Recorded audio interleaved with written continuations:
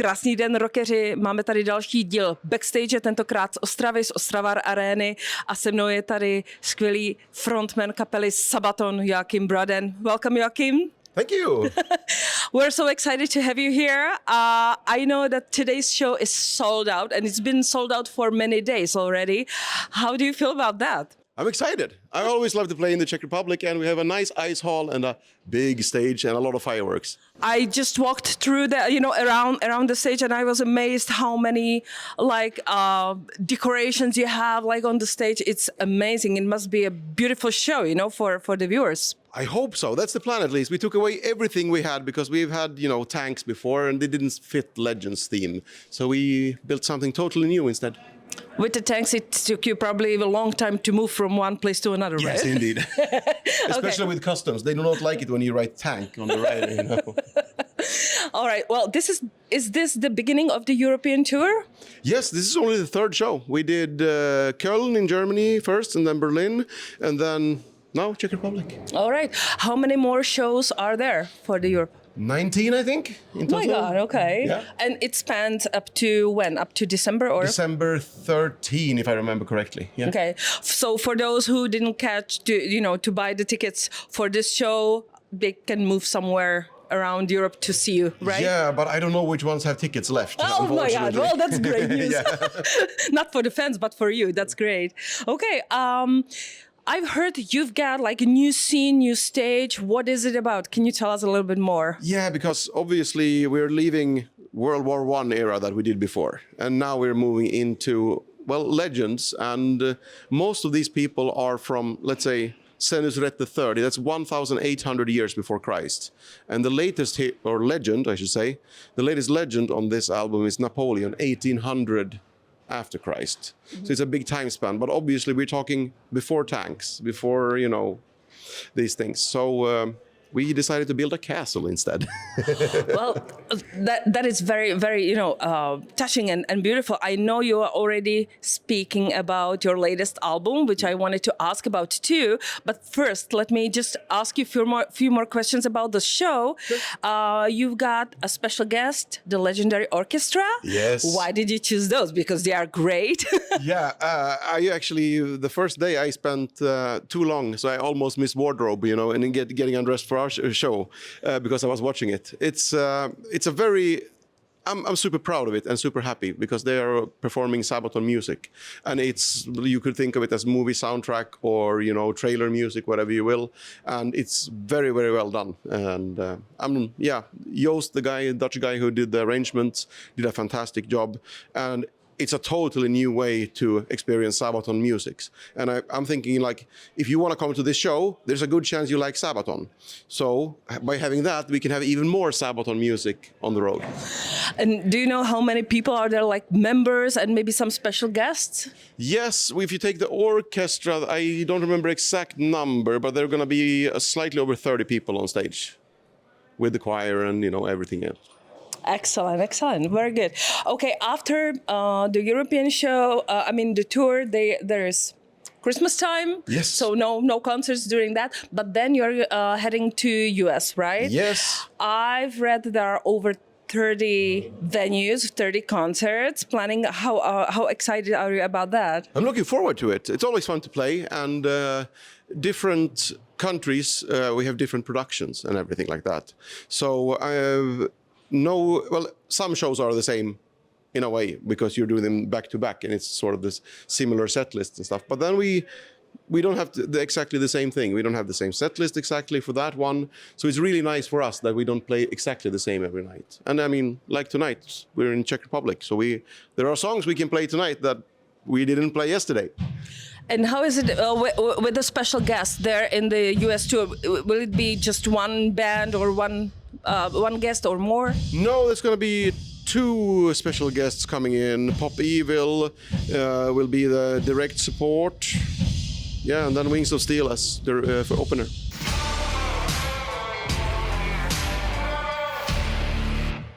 Is there, because you've been touring a lot, is there a country or a place where you haven't played yet but you would love to?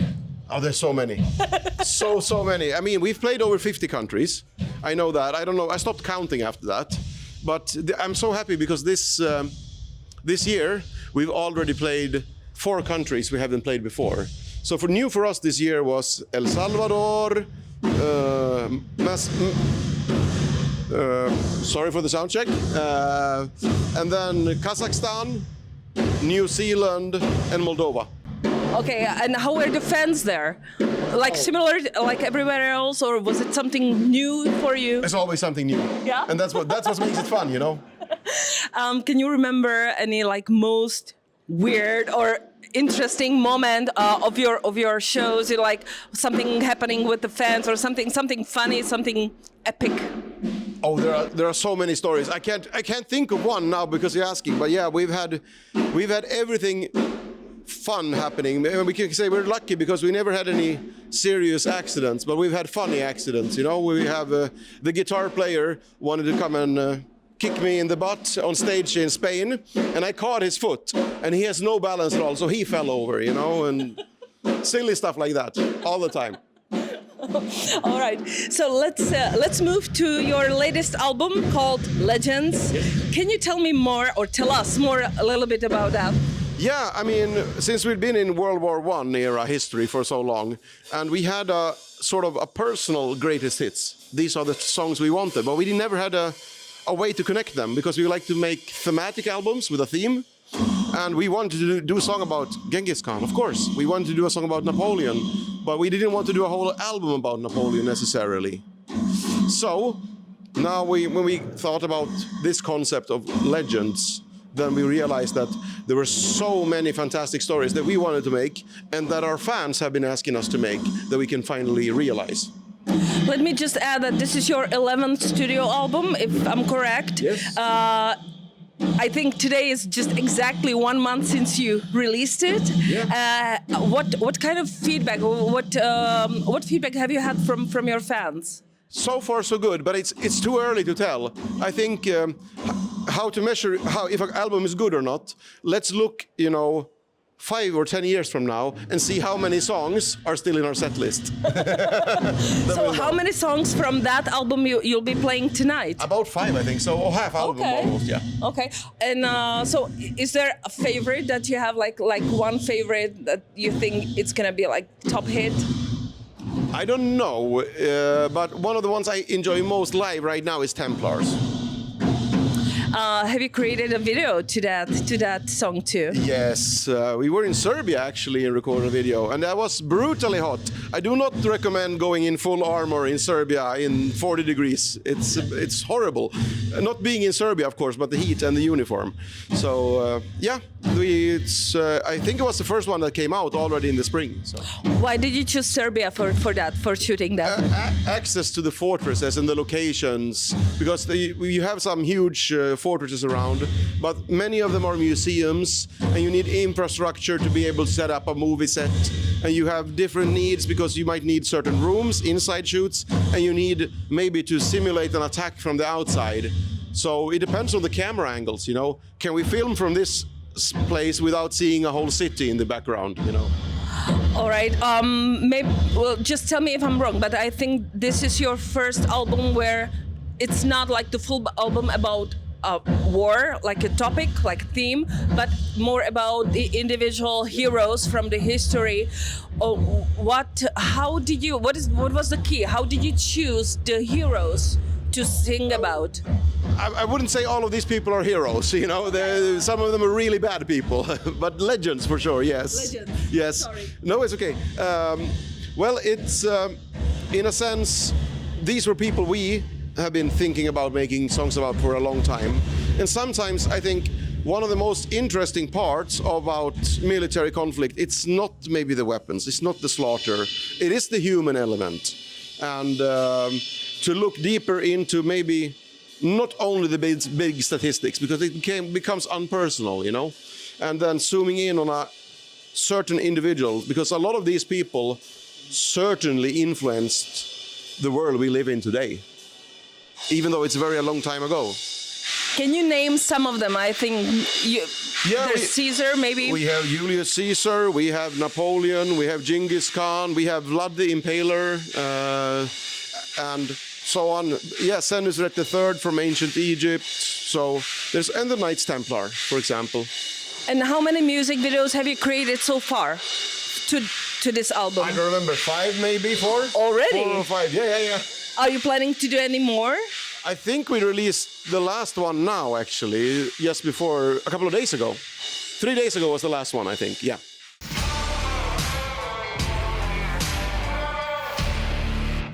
Let me ask you about the guitarist Toby that came back before you, or maybe right at the beginning of recording of this album. Exactly. Yeah, he came right for the recording. Actually, it's good to have him back.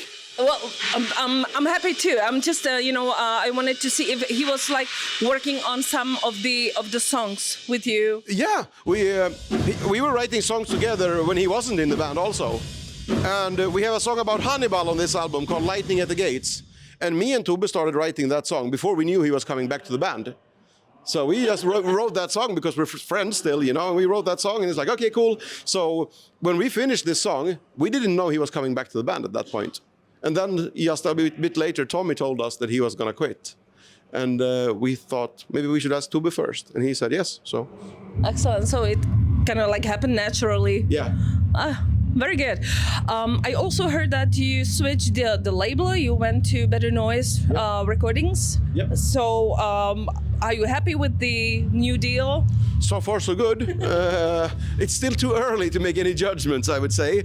But yeah, I mean, I have nothing bad to say against Nuclear Blast at all. That we've been with for many years. We still love the people. Unfortunately, they have restructured and not too many people that we worked with are working there anymore. Mm-hmm. So it was sort of time for us to move on. Mm-hmm. Back to the latest album, when you think of the music and the chorus, the lyrics, the melodies, the harmonies, if you compare it with your very first album, is there progress? Is there change? Is there different mood? It's a very big difference from our first album, for sure. Let's say Sabaton is not a revolutionary band, so we don't have huge changes between one album and the next, but we're an evolutionary band. So I would say there's a constant evolution, you know? There's a big difference a very, very big difference from our first album to now. But between two albums, it's sometimes a medium or a small difference, you know? This one, I would say, is a little bit different to the previous one, a little bit more than normally, thanks to, well, only a different vocabulary, a different timeline, because the previous two ones were about World War I. And now with, you know, dealing with several thousand years of history and different vocabulary, and I think this one is probably a bit more orchestral or epic sounding, I guess, you know. Okay.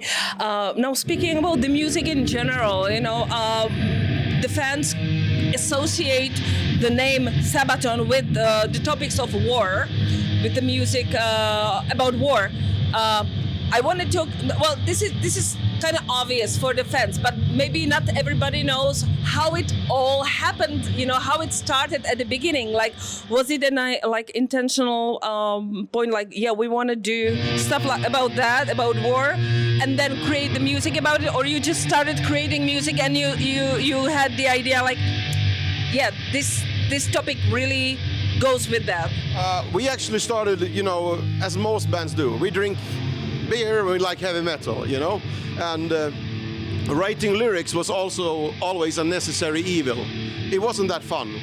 But then we had a song that became Prima Victoria, and we thought this song has a big sound to it. We need a big subject. So we chose D-Day on the 6th of June 1944. And then we wrote about military history for the first time. And then all of a sudden, writing lyrics was not a necessary evil. It was interesting. So we thought, let's make one album about, you know, military history. And that was 20 years ago. Well, it still attracts a lot of people. It's not only your music and the lyrics, but the topic itself. Yeah. You can see like your shows are sold out, which is great. Congratulations. But why do you think that is? You know, it's like, what I mean by that is there like a deeper meaning in, you know, in the messages that you send through the music? Not really. That they catch on, maybe. Hopefully, if people like our music and are not into history, hopefully a good side effect. It's not our intention. If people just want to sing along and have fun, that's fine too. But if people are getting more interested in history. I think it's a positive side effect, if you know what I mean. So it's not our intention to go around and educate history, because in 3 minutes of heavy metal, we can't tell the story of Julius Caesar. It's impossible, you know. We need 3 albums to tell the story of Julius Caesar. But maybe we can be the spark that ignites that interest. And if that happens, that's a good thing, I think. That's one side of that, like, yeah, learning more about the history. But what I also meant is like maybe emotional side of it. Like, is there a sphere, emotional sphere that you want to aim to? Well, it comes naturally because our music, well, as most heavy metal has, we have everything emotionally in the music. You will have hatred, anger, but also elation and joy. And these are all emotions that is present in military conflict as well. So the two match together. And our interest might be in history in general, not only military history. But particularly military history is a perfect match with our music.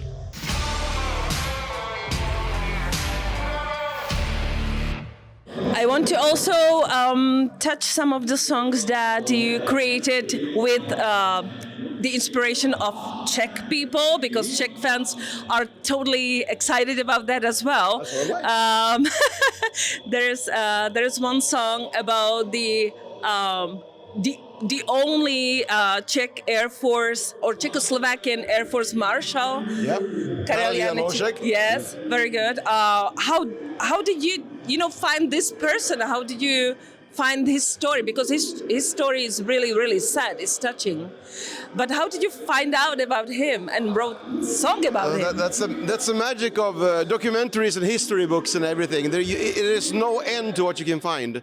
People, I still wonder to this day. There are so many fantastic stories from all over the world that are even better and more fantastic than what any Hollywood director can come up with. And it's still there in history, and people are forgetting. So we're trying to make sure it doesn't happen. Yeah. The song is called "Far from the Fame" or yeah. Far from the Fame. So just a hint for the fans. Okay, let me ask, because you have Czech roots. Yes. Your mom was born here, right? Yeah. You said you know some of the Czech words, some Czech food, some Czech beer. Yeah. Well, it's gonna be very honest. It's very easy for me when it comes to food and beer, because Czech beef tartare and give me Pilsner Urquell on tank and I'm good, you know. I'm lucky I don't live here, because I would weigh 200 kilos, you know. I would eat that all day, and then the garlic bread, and it's... I'm lucky I live in a country where that is not so normal.